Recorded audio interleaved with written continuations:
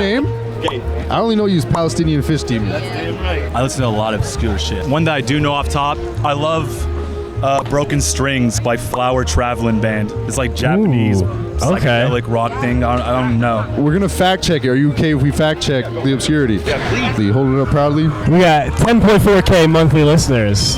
That's pretty niche. That's pretty good. That's pretty niche, yeah. The lowest one gets a deep dive for the rest of the episode. All right, word.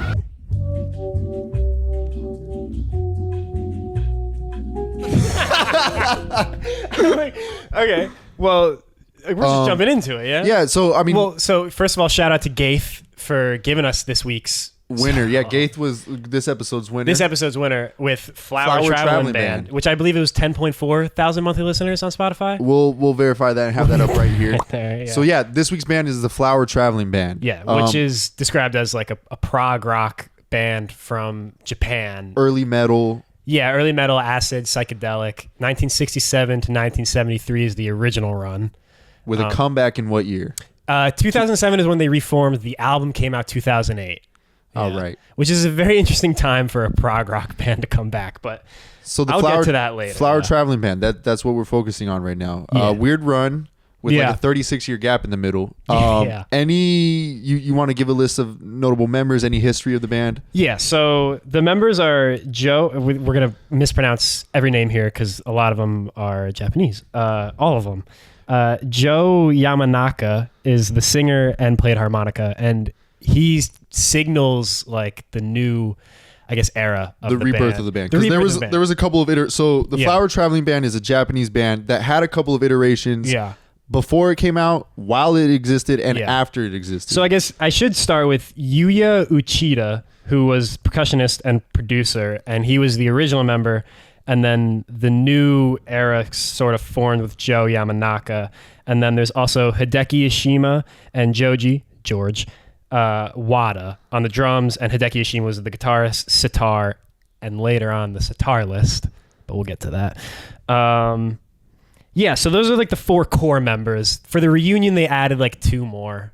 But those are the four like founding and like for like the iconic like period. The heart of the band. Yeah, like those first few albums. Can I be honest? When reading the history of the band, and this goes to show you how ignorant we are in the West and how like maybe I'm just a shitty person. When reading about the history of the band, because the names were like Japanese, it was so hard for me to keep track of who was who. Oh yeah, absolutely. It was so hard to keep track of who was who. I don't know if I'm a bad person because of that, but when it was like Uchida, Yamanaka, and those were two different last names. That's what I'm saying.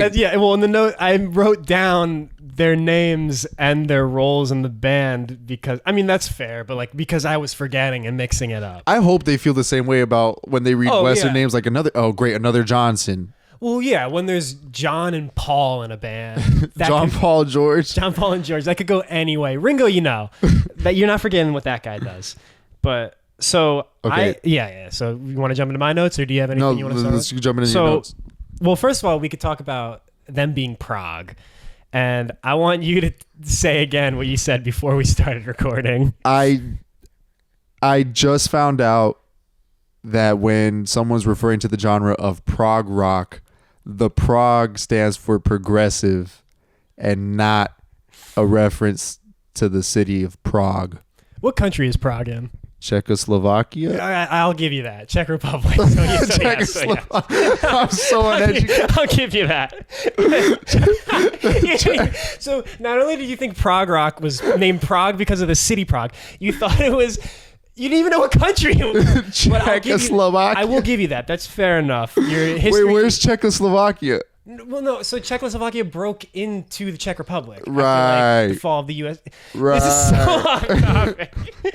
Yeah, I can't believe... So Czechoslovakia, not a real place anymore. A mindset. No, it's not a real place anymore. Anyway, so they're a prog rock band, and we were like, I was talking about like prog for me. Like I like prog, and like we have a buddy that's in a prog band. Dog Ear, friend of the show. Dog Ear, friend of the show. Yep, check him out. And I've been to like a few of their shows. I enjoy seeing prog live, but this was like kind of just like straightforward prog, and it wasn't really like tickling anything. I think where prog and like psychedelic rock excels. And even more, like prog is on the right end of the spectrum, and then like just straight jam bands are on the left end of the spectrum. Yeah, right. And then in the middle is like psych. Yeah. And it could go either way. I like this spectrum that you're painting. Well, where this spectrum excels is in a live atmosphere, where you can see the artistry and the musicianship. There you go. Really pan out, and like you could see the 3-minute lick or the 3-minute riff on repeat. Yeah. Because you see the skill that it takes to play that and to sit in that. Whereas like if I'm in my day-to-day life, choosing what I'm going to listen to, curating my taste and figuring out what I want to hear to suit that day, prog really just doesn't do it for me. Yeah, I don't know. Like it felt a lot of. I did enjoy the first. I listened to 2 albums. I listened to their first album that's on streaming, which is the Satori one, which is in prog fashion. All the songs are titled like Satori 1, Satori 2, Satori 3, whatever. I really enjoyed Satori 4. I'll say that one. I did like that one, but it is like 10 minutes. And I was gonna say like a lot of them feel like they're building towards something, and then it kind of just is like. It's also like so guitar based. Yeah. Where like the guitar does sound kind of cool, but like I don't know, like I feel like there could be more like if you're doing prog. So you mentioned the first album. That brings us back to like the history of the band. Yeah. They came out with one initial album originally. What was that album called? I think it was just self-titled. It might have been. It's a good cover of them where they're naked. Bad at researching, but yeah, that album was all covers. All covers, yeah. Of Western rock, like popular. That I think there was a Jefferson Airplane cover. Yep, there's Black Sabbath cover. It's House of the Rising Sun. Yeah, good album, fun to hear. But they didn't play with plenty of the songs. They played them straightforward. Yeah, they followed that up in 1970 with their first original release, full album, which is Satori. Yeah. And yeah, like you said, no real standouts. Good. Yeah. Sounds good. Yeah. Musically, you could hear the skill and yeah, definitely you could hear the influences that like touched the band, but it's not something I would choose. I like it. Yeah. But it's not I like it as like a complete piece too, of like just throwing on the album. I don't think I would go back and throw on like 1 or 2 songs. Which is probably what a prog band wants to hear. Right. I will also say though, the guitar playing was good, and like sometimes I felt like it relied on it too much. But I really liked Joe Yamanaka, the singer. I thought his voice was great. I thought he was having a lot of fun with it too. So correct me if I'm wrong. Did he have a stint with the Wailers in the 80s? Yeah, I think in 1980. Yeah, he had one stint, like a few collaborations with them. Yeah, which is cool because when you look up the Flower Traveling Band, aside from like that like early 70s run that they had together, each of them ventured out into drastically different careers. Yeah. And Yamanaka, like when you look up his name, all that comes up is pictures of him now late in life with crazy dreadlocks. Yeah. Rastafarian colors, and then like a marijuana leaf all over. There's a song on the Reunion album, which came out in 2008, where it's titled "Don't Touch My Dreadlocks." I wasn't planning on it, but so there's like Which for the record, whenever I see someone with dreadlocks, my first instinct is like, "Don't touch those. Do not touch those." I don't know how long it's been since they've rinsed. Right. Yeah, they might not have retwisted them recently. Is that problematic? I don't know. He said, "Don't touch him. I'm going to follow his wishes." Yeah. So it's funny to see, like, I don't know what happened, but he had some sort of awakening, I guess. But it's cool to see that. Yeah. More back on the history of the band. Yeah. When you look at their early influences, I can't confirm whether this is real or not because I've only seen it on the Wikipedia page. Okay. But it said that the band initially was prompted to start making their own music after Uchida, I believe, visited his friend John Lennon in 1970. Yeah, his casual acquaintance John Lennon. And then he was introduced. It said introduced to other notable acts at the time, Jimi Hendrix and Cream. Yeah, which you could see those influences. Oh, yeah, it was like, sure. Where was the hanging out with John Lennon? If any of you guys know more about the Flower Traveling Band, please fill in, because I could not find any more. Like literally any more information. Yeah. If you're one of the 10,000 monthly listeners that knows more about their John Lennon connection, write us. Yeah. And then there's that connection, and then there's the Emerson, Lake and Palmer connection, another prog band. What were you gonna say? No, which that makes sense. You can see that. That connection makes a little more sense. The John Lennon one is very perplexing. It's like, what were they kicking it with? I mean, maybe they were good hangs. I don't know. But yeah, so it also makes you think, like, did the Flower Traveling Band connect John? Did the Flower Traveling Band lead to the downfall of the Beatles as a whole? Go ahead, paint that. Go ahead and paint that connection. We got to for think us. Japanese prog metal psych band, right? Yeah. Starts to hang out with John Lennon. Yeah. From Japan. Yeah, I understand. Introduces John to maybe a friend of theirs. Right. A lovely young woman. Yeah. In the art scene. What kind of music were the Beatles making? What happened in 68? 68? What? You tell me. There's a lot that happened in 68. No, what Beatles album came out in 68? Is that Sgt. Pepper's is 67. 68 is that? I don't remember. I guess I'm look, maybe I'm pulling straws. Maybe I'm pulling straws. I don't want to get to it. Which one came out? I also could have the dates wrong. Oh my god. Magical Mystery Tour was also 67, yeah? Let me see. What came? I'm pretty sure Abbey Road 68 and Abbey Road 69. This is derailed. We're just doing okay, a Beatles. Yeah, I'm sorry. I'm sorry. No, go ahead. No, I'm off. No, I had the date wrong. I had the date wrong. Well, what album were you trying to get? Well, Let It Be came out in 70. Yes, yeah. After they already broke up. Right. After they had already broken. And who was John Lennon hanging around with in 70? With her for like years at that point. I know, but it makes you think. I'm just listen. Let's get back to Flower Traveling Band. So they recorded that first album because they moved to Toronto. Okay. To like make it big, which kind of funny. It's like, of all places, you're gonna move to Canada. Not only Canada, but like Canada in like 69, 70s. I don't know what's going on up in Toronto at that point, but did they even have the little like spear yet? the CN Tower. Yeah, did they have that yet? If I didn't know what Beatles album came out in okay, I'm just checking. How am I gonna know? We need a third person to we need a Jamie to pull it up. Can we get a producer next episode? If you guys would like to send a producer to fact check us. Yeah. But then so they end up, I guess, touring with like, or doing shows maybe at the same clubs with Emerson, Lake and Palmer, which that connection makes a lot more in Toronto, sense. But I also saw they were scheduled to open for the Rolling Stones in their Japan run that got canceled because someone had some drug charges. I'm not going to say in which band. In the Stones. Okay. The Stones never ended up touring Japan at that time because of some drug charges. So because Keith wanted to do some smack, this band doesn't get to get its flowers. Yeah, That's crazy. It makes you think. Flower Traveling Band. Yeah. Whoa.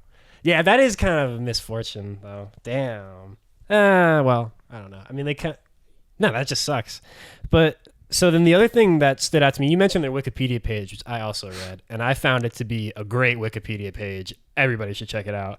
The one guy, the guitarist, Hideki Yashima, invented his own instrument, the sitarla, which is an electric guitar combined with a sitar. Right.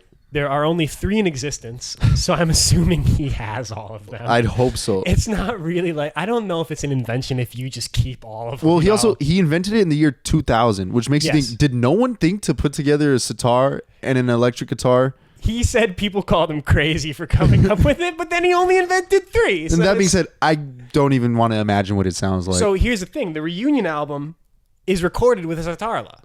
Because he invented it in 2000 and went cold turkey on guitar. He was like, I'm not playing anything else. I heard he quit the guitar in 1990. Yes, sorry. For the sitar to play, which is also like, I don't play any instruments very well, but I do play a couple of instruments. Right. And everyone that I know that plays instruments says they play one instrument in particular, but will always mention the other instruments they also play. This guy's just like, not going to touch that one ever again. I'm off. Never again. I'm playing the sitar. Yeah. Only the sitar. Yeah. But then he couldn't even do that. And then he combined. Well, I feel like we're really giving him hell, but like he only invented 3. So, but it's a combination of the electric guitar and the sitar. Okay. Nice. And I looked up him playing it. It looks cool. It looks a little. It's like it's like a guitar with like a really fat neck, basically. Right. And I looked up footage of him playing it. It just sounds like a guitar. Like you can hear it because like the sitar has like wow like noises. Twang. So it's like an electric guitar with a little more of that. Okay. And then their reunion album is recorded with it. and it just sounds like a guitar. Strictly. It's also got to be a pain in the ass to go to gigs. And everyone's all setting up. They're doing sound check, and they're like, "All right, and do you want to just plug into this amp over here?" He's like, "Will it take my sitar?" Yeah. Does it take this? Don't chord? worry, it's got a quarter inch. It's got a quarter inch. No, it takes a chord that he invented, and there's only 3 of. And then I looked up Sitarla before I realized there was only 3 to see if anybody else played it. And the first video that comes up is entitled "Tame Sitarla," which was somebody playing "The Less I Know the Better" by Tame Impala on a sitar. And that kind of opened my mind up to a larger question that we're not going to answer here, but like, is that this generation's Wonderwall? We're not going to get into that. We're not going to get into that, but I just want to pose that question of like the guy with the guitar at the campfire. Anyway, here's Wonderwall. Yeah. Is this generation's Tame? The Less I Know the Better. Anyway, we're not getting on that. I do want to say for the reunion album. Okay. I would say listen to that. It's a little less proggy, a little more like traditional, like I don't want to say poppy, but like a little more like traditional songwriting. Okay. Of like 5-minute songs. That was just the one project I didn't get to. Yeah. But also to me, there's this idea of like, if you're coming back together 30 years later, is this something that you really want to put out to the public, or is this just like just the guys being dudes? Yeah. Right. Yeah. So I mean, I'm not saying that's why I didn't touch it. I didn't touch it because I was lazy. Right. Right.